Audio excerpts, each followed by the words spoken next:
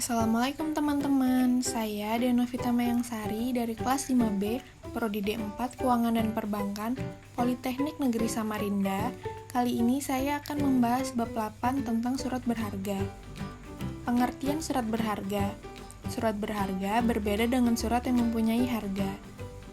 Surat berharga yaitu surat yang oleh penerbitnya sengaja diterbitkan sebagai pelaksanaan pemenuhan suatu prestasi yang berupa pembayaran sejumlah uang. Bila surat berharga diterbitkan untuk memenuhi suatu prestasi, maka surat yang mempunyai harga diterbitkan untuk menjadikan bukti bahwa pemiliknya berhak atas sesuatu. Perbedaan surat berharga dan surat yang mempunyai harga. Surat berharga yaitu haknya bersifat objektif, dapat diperdagangkan, dan pemiliknya dapat berganti. Contohnya, wesel, cek, dan lain-lain. Lalu, surat yang mempunyai harga. Haknya bersifat subjektif, tidak dapat diperdagangkan. Pemiliknya hanya namanya yang tercantum. Contohnya, SIM, KTP, dan lain-lain. Klausa dalam surat berharga. Klausa atau tajuk yaitu suatu klausa yang berisi pernyataan bahwa orang berhak atas surat berharga tersebut adalah orang yang namanya disebut dalam surat berharga tersebut atau orang yang ditunjuk sebagai penggantinya. Surat berharga sebagai surat legitimasi. Surat berharga juga merupakan surat legitimasi, yaitu bukti bahwa pemegang surat tersebut tanpa pembuktian lebih lanjut berhak atas sesuatu yang tercantum di dalam surat berharga tersebut. Wesel adalah surat berharga yang mengandung suatu perintah atau order untuk membayar sejumlah uang yang tersebut di dalamnya kepada orang yang berhak dalam waktu yang tertentu. Endorsement yaitu suatu lembaga dalam hukum wesel untuk memindahkan hak tagih dari pemegang wesel kepada pemegang berikutnya. Caranya yaitu dengan menulis pernyataan pengalihan pada bagian belakang wesel tersebut.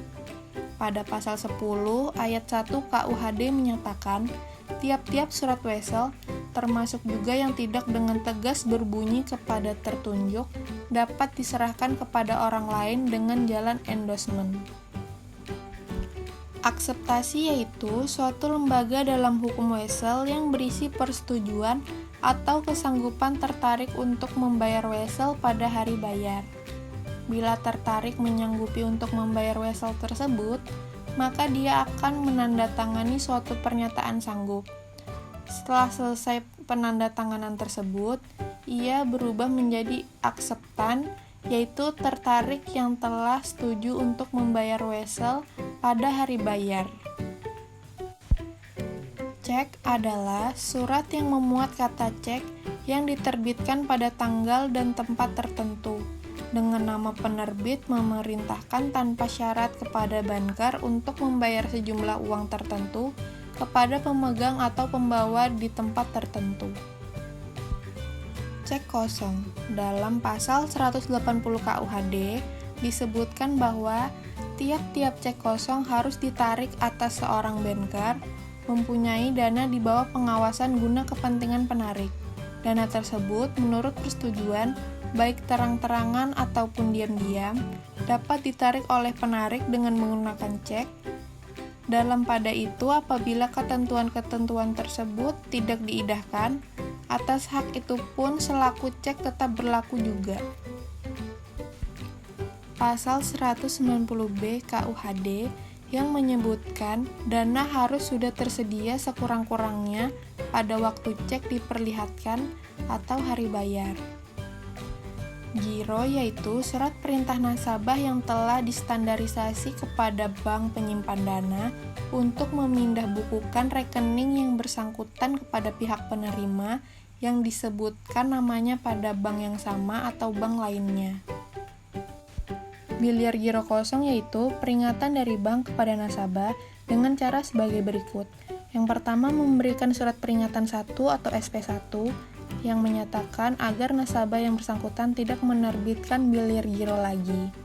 Dan yang kedua, memberikan surat peringatan 2 atau SP2 yang memuat ancaman penutupan rekening dan pencantuman namanya dalam daftar hitam bila ia menerbitkan biliar giro kosong untuk ketiga kalinya. Dan yang ketiga, menutup rekening nasabah yang bersangkutan. Lalu yang terakhir, keuntungan penggunaan biliar giro. Yang pertama, bebas materai. Hal tersebut karena biliar giro tidak dapat dibayar dengan tunai. Yang kedua, selain itu karena hanya berupa pemindah bukuan, maka biliar giro hanya dapat diberikan kepada nasabah suatu bank. Oleh karena itu, relatif lebih aman karena tidak akan jatuh ke tangan orang yang tidak berhak. Dan yang ketiga, sehubungan dengan adanya dua tanggal tersebut, maka penarik mempunyai kesempatan untuk menyediakan dana guna menghindari penerbitan biliar giro kosong. Sekian video dari saya. Terima kasih teman-teman. Wassalamualaikum warahmatullahi wabarakatuh.